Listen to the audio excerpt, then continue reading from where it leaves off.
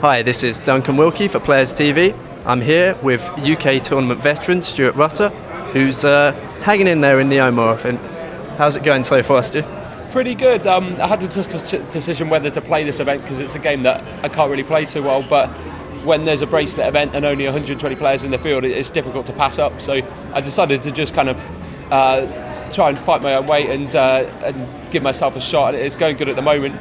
I've only got 35,000, but we've only got 35 players left, so this would be a sweet event to get some luck in now. Sure. And you say only 120 people in the field, but what 120? It seems to be packed with stars yesterday, and there's a lot of big names still in now. It really is. 40 minutes before the end of day one yesterday, I was feeling pretty shattered. Was on actually quite a nice table and then got a table change, and who do you see on my left, but in order, Barry Greenstein, Gus Hansen and Phil Ivey. Nice and easy for you then. Yeah, exactly. I might have committed a bit of a poker crime and shut down for the end of the day there, but what else can you do? Right, and on your table now, how's that going? Is there anyone that's causing you particular problems? Today is interesting because we've actually got a very English table, so whereas you wouldn't normally have played the players much before, then I know these guys pretty well. Kabaj, Gryko, Marbella Kid, people like that, so it's making for an interesting day. Okay. And you say Omaha's not a particularly strong game of yours. How do you come into an Omaha event when you know maybe the field's going to have a bit of an edge on you? How do you adjust your strategy?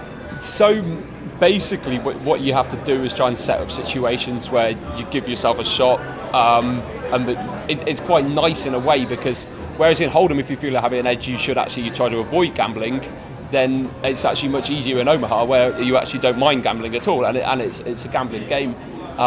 So basically the one thing you need not to do is play big pots out of position against good players and just look at good spots to get the money in and gamble, basically.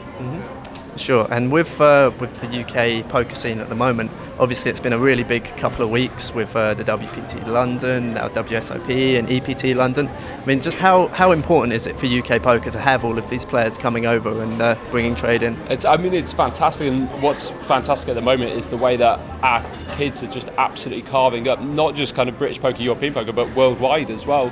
Like for Jake to have won both an EPT and a WPT is absolutely immense. So as far as I'm concerned, because I'm kind of in the no man's land age-wise, I'm 27, so I'm not old yet, but I'm definitely not as young as them. It's great to have my mates doing that. I mean, obviously, because I'm pleased for them, but then the pacemakers in poker are my own friends, and so it makes it easy. So my job is just to try to keep up with them, basically. And do you think, whereas once obviously these players were known in the UK, do you think now their celebrity status is sort of getting out with, people having success over in Vegas and so forth? I think that's right. I think maybe thanks to the rails, then the world has realised that British poker is going through a really strong spell at the moment. And I think that will definitely continue. I mean, the run we've had recently with Toby and Jake to win almost kind of back-to-back days is ridiculous, and obviously it involves a lot of luck as well, but those guys will continue carving up, as will a lot of other players as well. And of course, as an extension of that, I mean, there used to be a school of thought among American players in particular that WSOP bracelets were perhaps not as valuable as WSOP bracelets. Do you think that's starting to change now? Do you mean on this side of the pond? Yeah. I think there's a really true sense in which a bracelet is a bracelet, and effectively they're all the same. And then amongst that, obviously, there are some really good bracelets to win, but I think in a way all bracelets are equal. Something like the main event here, or say the whole Royals head up, would be an extra sweet one for someone to win.